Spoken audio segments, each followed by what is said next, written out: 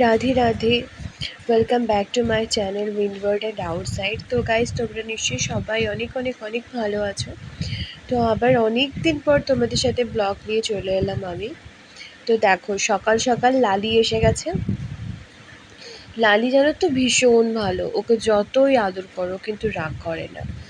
ও খুব ভালো, আর প্রতিদিন ঠিক একটা নির্দিষ্ট সময়ের মধ্যেই লালি আসবে।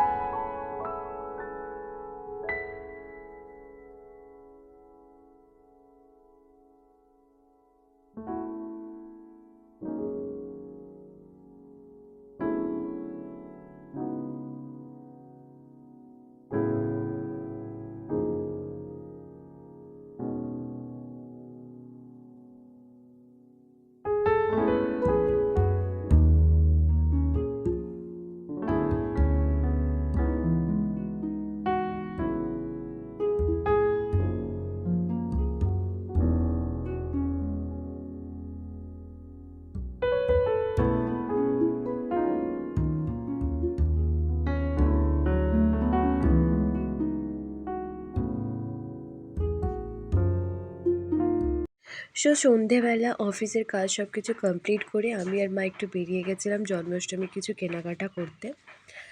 তো ফার্স্টে পাড়ার সামনের যে দোকান থাকে সেখানে থেকে কিছু কেনাকাটার পর রাধারানীর যে লেহেঙ্গাটা চাইছিলাম সেটা একটু অন্যরকম চাইছিলাম। তো সেটার জন্য আমাদেরকে আবার ব্যানাচিটেই যেতে হলো।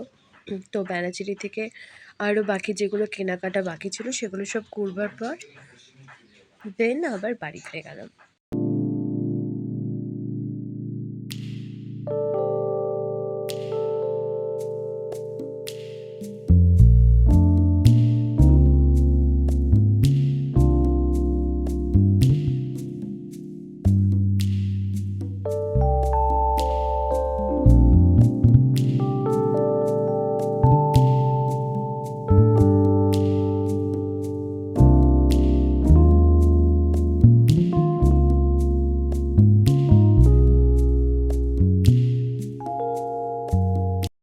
তো এই জাস্ট আমি মার্কেট থেকে ফিরলাম।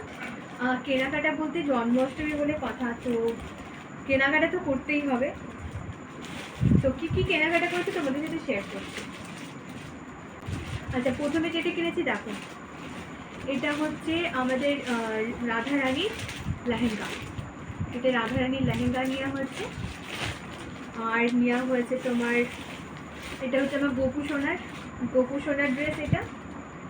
এটা গোপু সোনার ড্রেস। আর এটা হচ্ছে তোমার এটা হচ্ছে ধুতি। আর এখানে দেখো অনেক কিছু কালার, অনেক কিছু নেওয়া আছে, দাঁড়াও দেখা যাচ্ছে। তো এখানে দেখো কিছু তুলি নিয়েছি। আর এখানে আমি ফেব্রিক কালার নিয়েছি। এটা তো অবভিয়াসলি তোমাদের সাথে আমি শেয়ার করবো। আমি বিগ্রহকে একটুখানি কালার করব, অঙ্গরাগ করা হবে, তো সেখানে কিছু কালার্স আছে। আর বাকিটা কিছুটা মিক্সড করে নিতে হবে। আর দাও, আর অনেক কিছু কেনা হয়েছে। এটা গোপু সোনার মুকুট। আর এটা হচ্ছে গোপু সোনার হেয়ার। মানে এতদিন গোপু সোনার ছোট্ট গোপু সোনা ছিল, এবার গোপু সোনা একটু বড় গোপু সোনা হবে, একটু বড় হয়ে গেছে। আচ্ছা, এটা একটা লাস্ট কি আছে দেখা। তো এটা হচ্ছে আমাদের রাধারানী সিঙ্গারের জন্য আরেকটা হেয়ার নেওয়া হচ্ছে। বেশ কার্ল হেয়ারগুলো মানে আমার খুব ভালো লাগতো। মানে নর্মাল হেয়ারের থেকে সাথে যদি এটা একটু জাস্ট ওপর থেকে দেওয়া যায় তো আরও সুন্দর। রাধারানী তো অসম্ভব সুন্দর, আর একটু মানে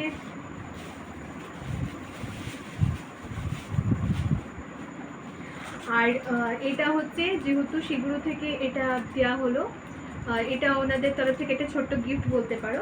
এখানে একটা ফোন নাম্বার, আর এটা এখানেও একটা ছোট্ট গোপুসোনা রয়েছে। তো এখানে একটা ফোন নাম্বার দেওয়া আছে। ওনাদের খুব ভালো একটা সিস্টেম করেছে কি ওনারা যারা ওখান থেকে পারচেস করছে তো তাদেরকে এই গোপুসোনা কি রিংটা দেওয়া হচ্ছে, আর সাথে ফোন নাম্বার দেওয়া আছে। এখানে ওনারা একটা এক্সিবিশন করছে, তো উনি বললেন কি যে আমাদের রাধারানী মানে সিঙ্গার করার পর একটা ফটো যেন দিয়ে দেয়, তাহলে ওখানে এক্সিবিশন হচ্ছে, তো ওখানে একটা ওনারা একটা প্রোগ্রাম অর্গানাইজ করেছে। বেশ ভালো লাগলো ব্যাপারটা।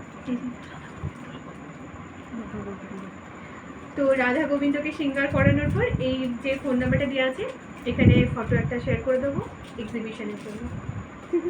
তো এই ছিল আজকের ব্লগ। আমরা অনেক সাপোর্ট করছো, এভাবে সাপোর্ট করতে থাকো। তোমাদের সাপোর্ট ছাড়া তো কিছু পসিবল নেই। তোমরা সাপোর্ট করো যাতে চ্যানেলটা আমার আরও তাড়াতাড়ি গ্রো করে, আর তোমরা ভিডিওস দেখতে থাকো। থ্যাংক ইউ সো মাচ এতটা সাপোর্ট করার জন্য। Thank you. রাধে রাধে। তো এই হলো আমার গোপু সোনা।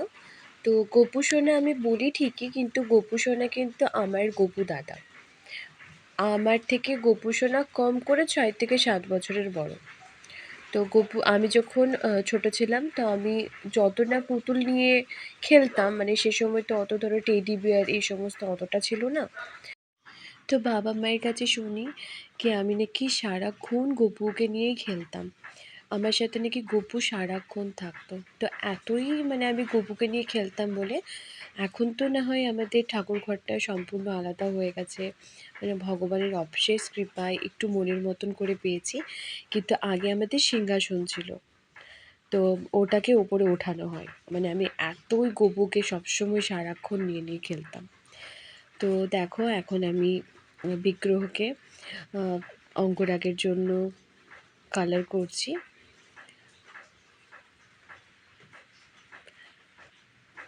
জানি না কি কালারটা কতটা ভালো করে করতে পারবো, তবে হ্যাঁ চেষ্টা করছি। বাকিটা গোপুর আশীর্বাদ। জন্মাষ্টমী তো 2 দিন আছে, তো আমি যদিও বা জন্মাষ্টমীটা তোমার 27 তারিখে করছি, তাই জন্য আমি আগের দিন রাত্রেবেলাতেই গোপুর অঙ্গরাগ করে নিচ্ছি, যাতে কি গোপুকে শৃঙ্গারের সময় যাতে কোনো রকম না অসুবিধা হয়। দেখো ওটা তো একটা তো শোকানোরও বা ড্রাই হওয়ারও ব্যাপার আছে। তো ফাইনালি আমার অঙ্গরাগ কমপ্লিট। তো যতটা সম্ভব হয়েছে আমার পক্ষে আমি করেছি। কি আসলে কি বলো তো, খুব একটা ভালো করে করা যাচ্ছে না, কেন কি গপু তো ভীষণ ছোট, তাই জন্য একটু অসুবিধা হচ্ছে।